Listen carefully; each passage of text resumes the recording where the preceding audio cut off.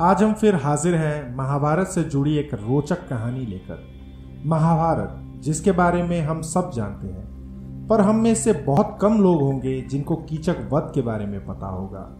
आज हम आपके लिए लेकर आए हैं पांडवों के अज्ञातवास के दौरान हुई कीचक वध की कथा। आइए जानते हैं कि कीचक को क्यों और कैसे मारा गया। मेरा नाम है राहुल और आप देख रहे हैं धर्म और शास्त्र। द्रौपदी के साथ पांडव वनवास में अंतिम वर्ष अज्ञातवास के समय में वेश तथा नाम बदलकर राजा विराट के यहाँ रहते थे। उस समय द्रौपदी ने अपना नाम सैरंधी रख लिया था और विराट नरेश की रानी सुदेशना की दासी बनकर वो किसी प्रकार समय व्यतीत कर रही थी। शास्त्रों में कहा गया है कि पर स्त्री अकाल मृत्यु का कारण होती है। राजा विराट का प्रधान सेनापति कीचक सुदेशना का भाई था। एक तो वो राजा का साला था, दूसरा सेना उसके अधिकार में थी, तीसरे वह स्वयं प्रख्यात बलवान था और उसके समान ही बलवान उसके 105 भाई उसका अनुगमन करते थे। इन सब कारणों से कीचक निरंकुश तथा मर्दास हो गया। वह सदा मनमानी करता था। राजा विराट का भी उसे कोई भय या संकोच नहीं था। उल्टे राजा ही उससे दबे रहते थे और उसके अनुचित व्यवहारों पर भी कुछ करने का साहस नहीं करते थे। दुरात्मा कीचक अपनी बहन रानी सुदेशना के भवन में एक बार किसी कार्यवश गया। वहां अपूर्ण लावण्यवती दासी सैरंधी को देखकर उस पर आसक्त हो गया।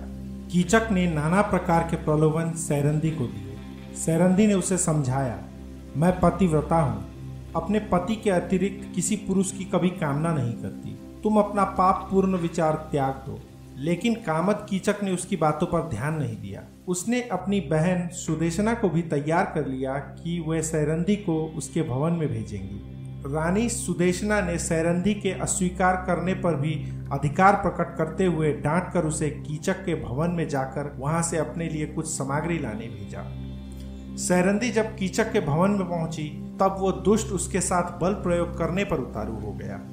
उसे धक्का देकर वह भागी और राजसभा में पहुंची, परंतु कीचक ने वहां पहुंचकर राजा विराट के सामने ही उसे केस पकड़कर भूमि में पटक दिया और पैरों की एक ठोकर लगा दी।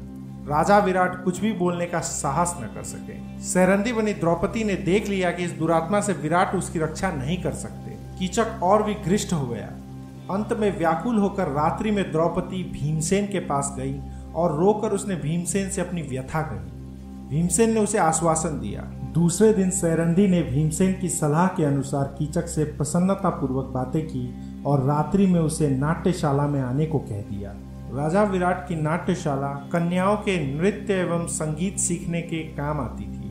वहां दिन में कन्याएं गान विद्या का अभ्यास करती थी, किंतु रात्रि में वो सूनी रहती थी। कन्याओं के विश्राम के लिए उसमें एक पलंग पड़ा था। रात्रि के अंधकार हो जाने पर भीमसेन चुपचाप आकर नाट्यशाला के उस पलंग पर सो गए। कामत कीचक सज धज कर वहां आया और अंधेरे में पलंग पर बैठकर भीमसेन को सैरंधी समझकर उसके ऊपर उसने हाथ रखा। उछलकर भीमसेन ने उसे नीचे पटक दिया और वे उस दुरात्मा की छाती पर चढ़ गया। कीचक बहुत बलवान था। भीमसेन से वो भिड़ गया। दोनों में मल्ल युद्ध होने लगा, किंतु भीमसेन ने उसे शीघ्र ही पछाड़ दिया और उसका गला घोंटकर उसे मार डाला। फिर उसका मस्तक तथा हाथ पैर इतने जोर से दबा दिए कि सब धड़ के भीतर घुस गए। कीचक का शरीर एक डरावना लोथड़ा बन गया। प्रातःकाल सैरंधी ने ही लोगों को दिखाया कि उसका अपमान करने वाला कीचक किस दुर्दशा को प्राप्त हुआ, परंतु कीचक के 105 भाइयों ने सैरंधी को पकड़कर बांध लिया। वे उसे कीचक के शव के साथ चिता में जला देने के उद्देश्य से शमशान ले गए। सैरंधी रोती हुई जा रही थी। उसका विलाप सुनकर भीमसेन नगर का परकोटा कूदकर शमशान पहुंचे। उन्होंने वहां वृक्ष उखाड़कर कंधे पर रख लिया और उसी से कीचक के सभी भाइयों को यमलोक पहुंचा दिया। सैरंधी के बंधन उन्होंने काट दिए। अपनी कामा शक्ति के कारण दुरात्मा कीचक मारा गया और पापी भाई का पक्ष लेने के कारण उसके 105 भाई भी बुरी मौत मारे गए। तो कैसा लगा आपको कीचक वध के बारे में जानकर? देवी देवताओं और पुराणों के बारे में ऐसी ही रोचक कहानी सुनने के लिए सब्सक्राइब करें हमारा चैनल। अगर आपको ये वीडियो पसंद आया हो तो इस वीडियो को लाइक करें और अपने दोस्तों के साथ शेयर करें। आज के लिए इतना ही, फिर मिलेंगे अगली वीडियो में। धन्यवाद।